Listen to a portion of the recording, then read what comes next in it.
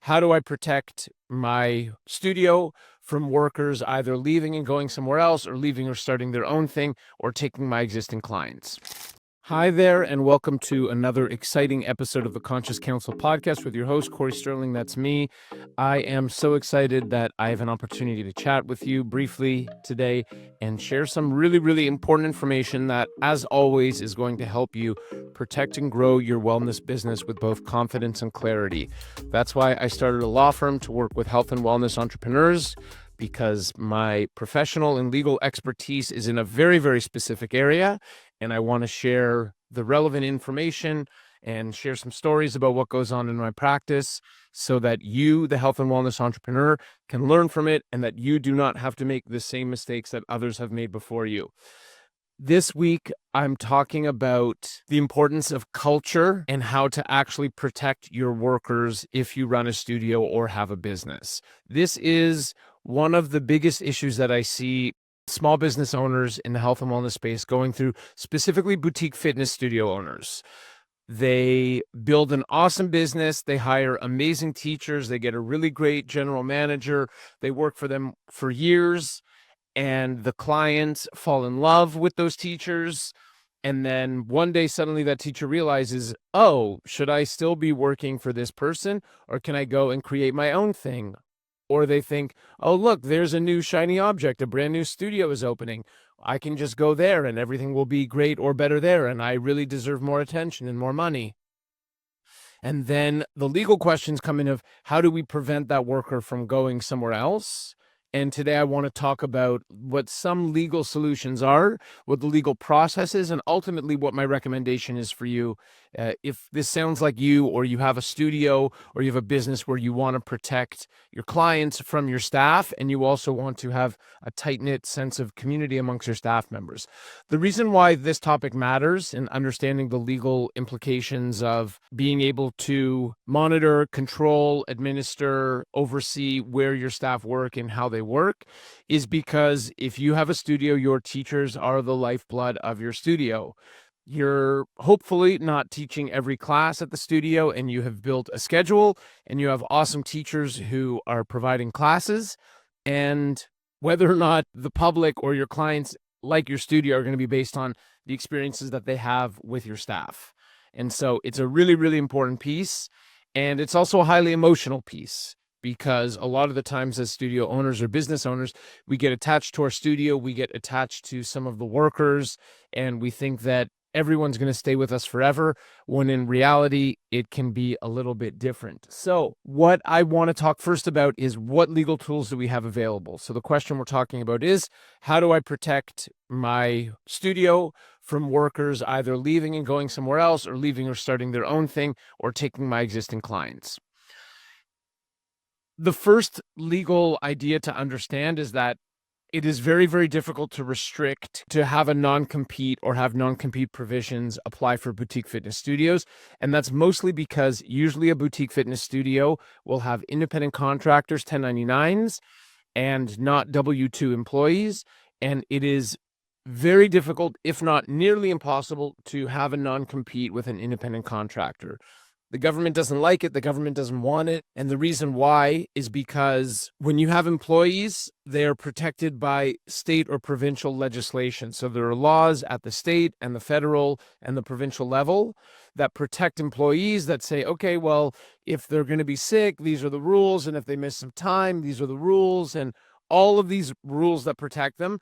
Independent contractor, no rules, really. The rules don't apply. So the trade-off is, okay, I don't have to pay, there are less taxes I have to pay. I'm not responsible for remitting taxes on behalf of a contractor. But the flip side is, I have less control over the way the services are provided, including who these people continue to provide the services to. So non-compete is going to be very difficult in this space. A non-solicitation, it's a term that you put in a contract that says, you're not going to try to steal my clients. In practice, again, it's very difficult to apply this. And I'm also going to talk about how all of this actually practically works and how it feeds into the solution. But non-solicitation provision basically says you're not allowed to go up to my clients at my studio and ask them to work with you outside of the space. And there are instances certainly where you can try to enforce the provisions of a non-solicitation agreement. It's not the easiest thing to do, but if you can show that someone sent a message, if a teacher sent a message to a member of your studio and said, hey, I'm actually leaving the studio, why don't you come with me to this new place? And you have that, then for sure, you'd be entitled to damages. You could bring a cause of action. You'd get something back for it. But again, it's very, very difficult. And then lastly, there's an NDA, a non-disclosure agreement, which I think a lot of people think have more power than it really does. A non-disclosure agreement just basically means I have shared with you confidential information. You have access to that confidential information. You're not allowed to use that information in any way outside of your providing services for our business. And if you're not providing services for the business, whatever information you have, you just have to pretend like you don't know it, and you can't share about it, and you can't talk about it with anyone else. Now, those are the 3 legal tools we have to try to control the movement of teachers and someone taking our clients or taking other teachers. Those are the 3 legal tools. The first thing to understand about the legal process is that it's difficult to apply these sometimes, most of the time, because, like I said, for the non-compete, if someone's an independent contractor, it's not really going to happen. Non-solicitation, you'd have to have evidence to prove, and NDA really won't help you that much. And also, understand how the law actually works. Okay, so the law works like this. Studio owner, general manager / lead teacher wants to leave and start their own thing and go somewhere else, and is taking the other teachers. Cool. By the time my client is speaking with me, it's already too late. And now what they're trying to do is they're trying to go through the agreements that they had and that were not drafted by us. They're trying to go through the agreements they had and try to prevent this person from doing this. Legally, the way the system works is, let's say even they had a perfect contract drafted by conscious counsel specific to their business that they want to prohibit the movement of a worker to go to another studio or start their own thing or whatever it is they want to do. Let's say the person does it. You still have to send them a demand letter, show that your legal position is super strong because of the signed contract, show what contractual terms were agreed to between the parties. And then if you send the demand letter and they don't respond or they don't stop doing whatever it is that they're doing, then you have to enforce the agreement, which means you'd go to small claims court, you'd go to civil court, you'd file a lawsuit against the person and say, hey, you contractually agreed that you would not do this. This is what you've done. Therefore, you owe me money and I've suffered damages, and this is how many clients I've lost, and this is how much money it is.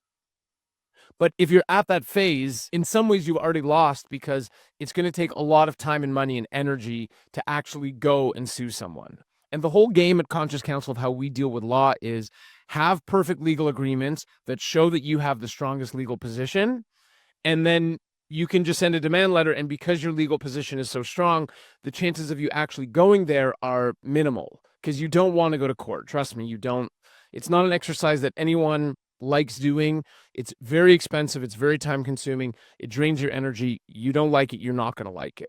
So now the question is, okay, cool. I have a studio and maybe I've gotten my agreements done perfectly or not, but you should have your agreements done perfectly. And the important thing to understand is, especially at Conscious Counsel, contracts are a means of communicating expectations openly and honestly. It has to be specific to your business. It has to be specific to the relationships that you want to have. So an instance where the system did not work or the process did not work happened with this client that has recently come up. They have a studio. The general manager / their teacher is leaving, and they have a non-compete there, but it's actually invalid because the person's just a contractor. There's a non-solicitation piece, but it's difficult for us to prove that people have been solicited, and the NDA is irrelevant in this case. It's not really the intention of what an NDA is for. So now what do? Now we're in reactive law. And in this situation, we're pulling at straws. I'm trying to come up with solutions for my client. It's very difficult. Alternatively, a great version of this story came up with a client maybe about a month ago who's starting a new studio, hires contractors, but the 1099 agreement we drafted for the studio was very specific about the type of culture that we want to have at the studio. And it was about, cool, legally you're allowed to work anywhere else. If you're working with us and going through our training, this is the expectation that we have for you. You're not going to go somewhere else. you legally you're allowed to. We would ask you not to. You could decide to do whatever it is that you want. This is why we ask you not to. And we actually spent a lot of time in that agreement just explaining the mentality, the rationale, the morale, the why behind the studio, and why it was important for my client to ask the workers at their studio not to work anywhere else. And also my client brought this up during the interview process as well. So no surprises, communicating clearly from the start and consistently, and ultimately creating a culture at the studio where workers are there, want to be there, don't want to go anywhere else. And if they do, awesome, cool, go for it. Not sure that you being here is the right thing. And it's such a tricky area of law because emotionally it's so sensitive. Studio owners get very attached to their studio, to their teachers. We put so much of our time and energy and love into it that it's very challenging and a highly emotional situation when someone not only wants to leave, but either wants to go to competitor or become a competitor. And so what I've seen in this area is that, firstly, the application of legal principles will be difficult, especially if it's 1099s, if you have independent contractors. And secondly, even if you have it, the enforceability around the provisions of the agreement can be challenging. And what's really most important and why I recorded this podcast episode is because in a span of a month, I went through helping one studio create a culture through their contracts and communicating openly and honestly all of their expectations. And I've seen great fruitful results with that. So that's proactive law. And then conversely, having a reactive law situation where client didn't have their own agreements, didn't create a certain culture. Now people are leaving and okay, what happens next? Now we're pulling at straws and it's a very, very stressful situation. So in summary, I hope that this episode was helpful. I hope that I was able to provide some insight into the legal issues at hand, but ultimately you have a studio, you want to keep your workers, you don't want them stealing your clients, you don't want them stealing other teachers. What is the best way to do it? Have customized legal agreements that communicate the expectations openly and honestly.